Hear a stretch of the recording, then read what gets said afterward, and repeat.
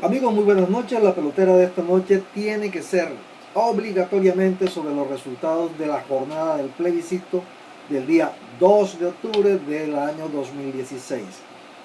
Sobre los acontecimientos que aún uno no alcanza a digerir en su complejidad, se puede sin embargo llegar a varias conclusiones. La primera de ellas es que el resultado es inobjetable. Aquello de que era posible, de que por la precariedad de las distancias de los votos pudiera ser posible convocar a la gente a que demandara, impugnara, solicitara conteo de votos, etcétera. Eso no va. 50.000 votos es una cifra clara e inobjetable en cuanto a diferencias entre el sí y el no. Luego, no hay nada que discutir. Hay un nuevo hecho, hay un nuevo panorama, hay unas nuevas circunstancias políticas que hay que entender. Álvaro Uribe Vélez ha construido un espacio legítimo y propio, más para él que para su partido, que lo convierte en un interlocutor válido y distinto a los de la unidad nacional que se encarnan en el presidente de la República frente a la desmovilización, a la inserción de la FARC y a su vinculación a la vida política del país. Algunos dicen que eso sería humillante para el presidente de la República, pero ahí hay un hecho inobjetable. Uribe se contó en esta elección, se contó por fuera de la unidad nacional y se contó como interlocutor frente a unos acuerdos suscritos entre el gobierno y la FARC. ¿Qué tanto va a hacer Uribe para que esto no sea humillante para el señor presidente Santos? No sé. Ojalá haya un manejo sensato del asunto, pero indudablemente hay una capacidad de interlocución autónoma con la FARC que no dudo va a ser utilizada. El gobierno ha convocado a los partidos políticos a una reunión el día lunes, en horas de la tarde, en Palacio, para definir los derroteros que hay que seguir. A esto han sido invitados no solo los representantes de los partidos de la Unidad Nacional, sino que también ha sido convocado el Centro Democrático. Sin embargo, es posible anticipar que a esto no va a asistir el Centro Democrático. Dentro de la Unidad Nacional comienzan desde tempranas horas de la noche a pasarse las cuentas de cobro. Se puede decir que el gran damnificado de esta gesta electoral ha sido el Partido Liberal en cabeza de sus más encumbrados liderazgos, el del expresidente César Gaviria, el de Horacio Serpa Uribe en el Congreso de la República y el del ministro de Gobierno o del ministro del Interior como cabeza del gobierno. Todos ellos fueron derrotados de cabo a rabo en sus propios feudos electorales. Y en donde no fueron derrotados, los alcaldes, gobernadores, representantes de los partidos de Cambio Radical, por ejemplo, pueden mostrar unos resultados que están ya en medio de la derrota reclamándole a la coalición. El ganador en este sentido es el vicepresidente Vargas Llera, que con su sí pero no ha logrado distanciarse, despintarse del Partido Liberal, que entre otras cosas había construido en la figura de Humberto de la Calle el gallo que iban a sacar para derrotarlo en sus aspiraciones para ser el candidato del establecimiento para el debate del 2018. Decíamos entonces que se puede pronosticar que el Centro Democrático no va a asistir a la reunión convocada por Santos y que va a buscar una interlocución directa con la FARC y que en ello muy probablemente a través de Álvaro Leiva inicialmente y de manera privada buscarán construir una agenda común que pueda luego ser debatida públicamente y que pueda ser mostrada como en sus resultados como de efecto neutro, es decir, que se obtengan concesiones de un lado que sean sensibles o que son sensibles frente a los temas de opinión pública, que puedan justificar y hacer digerible otras concesiones que nacerán de la agenda, de eso que llaman los inmodificables, de uno y otro interlocutor, en este caso, por parte de la FARC y por parte de la oposición política al gobierno. Sería entonces una mesa de tres patas, una mesa que para poder ser construida requerirá de la intervención de la comunidad internacional, lo cual va a implicar, en este caso, nuevos facilitadores y garantes, un país o una sede distinta para efectuar las conversaciones, pues para Uribe y su partido será clave poder resemantizar, cambiarle el significado a los diálogos y quitarle, borrar aquello de diálogos de La Habana que se asociaría con el nombre y la figura del presidente Santos. También es necesario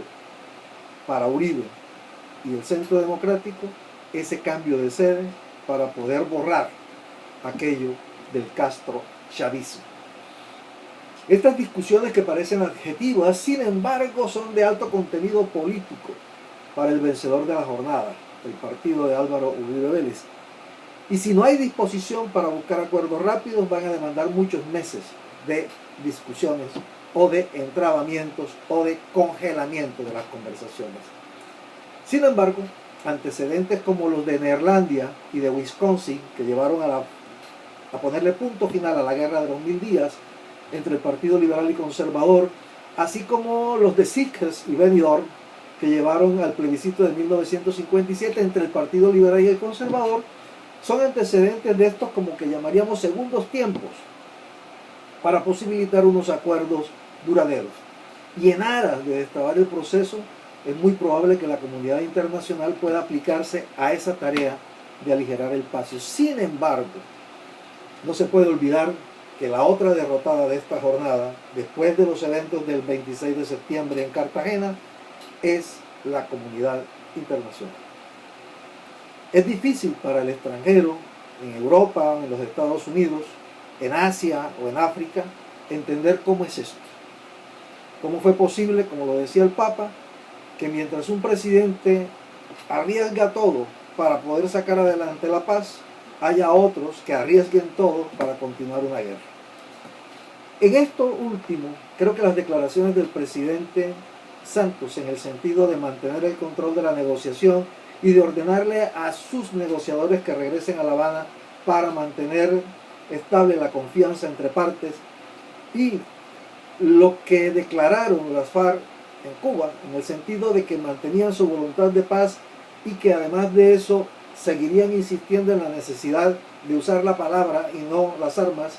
y que de paso pues le mandan lo que era previsible, y ya lo había dicho yo en otra pelotera, cuando adoptan ahora un discurso refundacional al decir que la oligarquía llenó esto de mentiras y de miedos y influyó en la decisión de la gente sencilla, cosa que por cierto no le ha gustado a muchos, pero era previsible que iban a estructurar esos discursos y yo me anticipé a decirlo hace algunos días. Pero por otro lado, hay que considerar que eso, sumado a lo que plantea Álvaro Uribe cuando dice que hay que proteger a la FARC y que hay que buscar un acuerdo nacional, me lleva a tener tranquilidad respecto de lo que alguna vez mencioné sobre la internacionalización del conflicto armado en Colombia. Sin embargo, la situación de Venezuela y las locuras de este presidente, más la precariedad de su mandato y la necesidad de construir lo que llaman un enemigo externo, y que va a tropezarse con la decisión de Álvaro Uribe Vélez de buscar un intercambio de garantes o de facilitadores, es decir, de sacar a Cuba y de sacar a Venezuela de los diálogos que él quiera sostener con la FARC, sin lugar a dudas van a servir para que este presidente Maduro sea capaz de cometer la torpeza que en algún momento quiso cometer Chávez cuando planteó lo de el estatus de beligerancia para la FARC. Pero bueno, Dios quiera que no pase, pero está ahí en ese escenario inestable que hemos generado a partir de nuestra decisión al votar sí o no. Por otro lado, ya para darle término a este documento que quiero dejarles a ustedes, la comunidad internacional va a tener que entender que los tiempos de este proceso van a ser los que necesita el vencedor de la jornada, que es Álvaro Uribe Vélez y su partido, para posicionarse en el debate electoral de Cámara y Senado y de presidencias para el 2018. Es decir, la cosa no es fácil para nadie, porque también Álvaro Uribe Vélez va a tropezar con unas presiones de la comunidad internacional por un lado, y por otro, el que se le pueda ir desdibujando el discurso que hasta ahora ha sostenido para convertirse en el grave obstáculo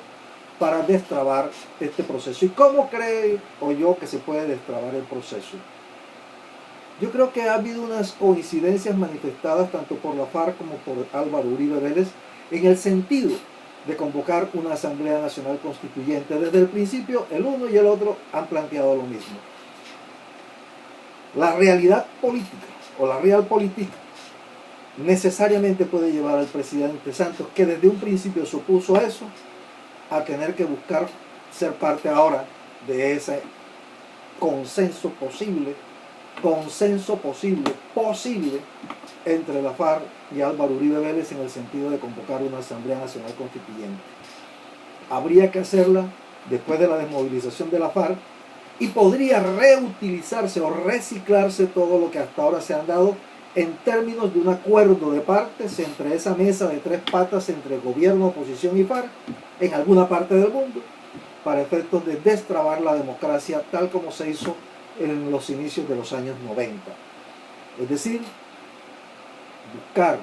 convocar una Asamblea Nacional Constituyente para hacer un nuevo pacto de paz en donde quepan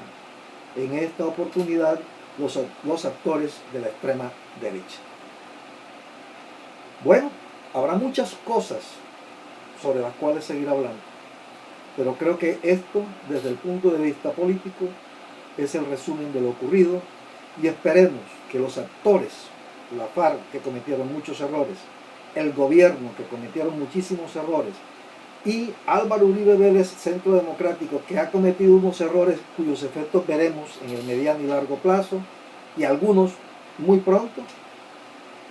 al llenar este debate de tanta rabia y de tanto odio y de tantas mezclas explosivas entre religión, política,